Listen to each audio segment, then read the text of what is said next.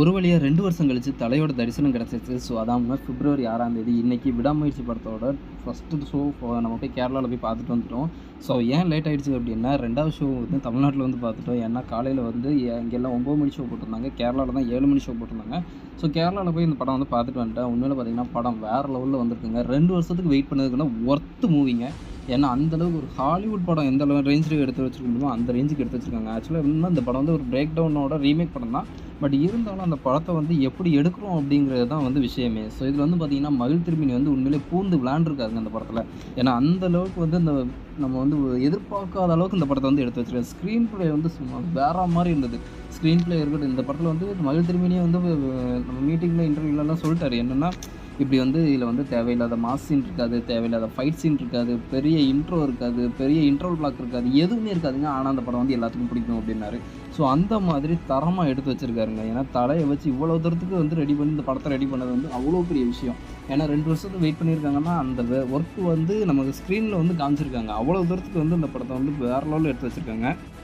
So நம்ம மகிழ் sir சொன்ன மாதிரி படம் ஸ்டார்ட் ஆனோடனே நம்ம வந்து தலையை வந்து காமிச்சிருந்தாங்க. உண்மையிலே தேட்டரில் வேறு லெவலில் ரெஸ்பான்ஸ் இருந்துச்சுங்க.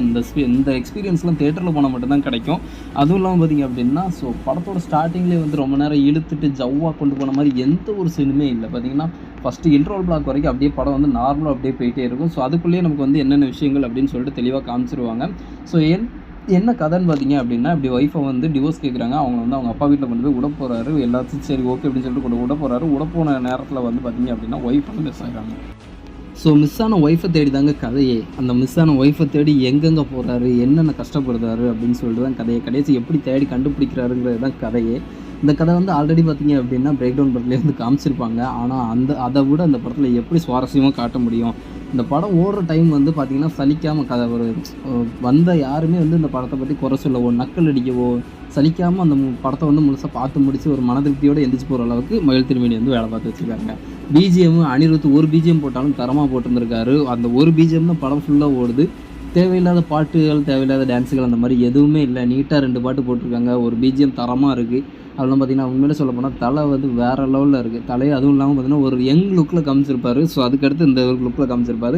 இந்த 2 லுக்கும் இல்லாமல் நடுவில் இன்னொரு லுக் காமிச்சிருப்பாருங்க. உண்மையிலே சொல்கிறேன், அது வந்து அடிச்சிக்க முடியாது. இந்த வீடியோ பிடிச்சது லைக் பண்ணி மறக்காமல் சேனலை சப்ஸ்கிரைப் பண்ணிக்கோங்க. உங்களோட கருத்துக்களை கமெண்ட் செக்ஷனில் தெரிவிச்சிருக்கோங்க. மீண்டும் அடுத்த வீடியோ வந்து பார்க்குறேன். Bye bye, see you soon.